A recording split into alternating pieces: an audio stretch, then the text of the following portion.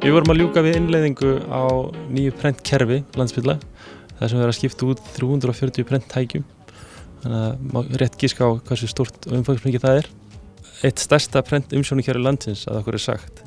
Að undangengu útboðið var Optima hlutskarpast og þeir urðu fyrir valinu þar sem þeir voru búin að vinna fyrir Landspítala áður og gáfu best verð. Og þeir stóðu að innleiðingunni og sjáum alla rekstur og þjónustu og hafa staðið sér prýðis vel í þá vinnu. Notendur eru mjög ánægðir með þessi nýju tæki, þeir eru notendavænni og rafvirkari.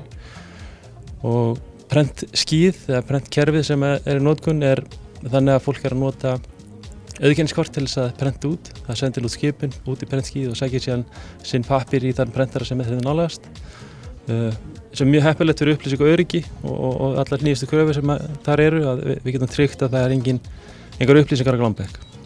Svona hliðarvinkill, hliðarbónus af þessari vinnu er umhverfis hliðin á þessu þar sem við erum búin að draga töluvert úr pappírsnotkun og það samræmist vel stefnu Landspítala að lágmarka áhrif á umhverfið.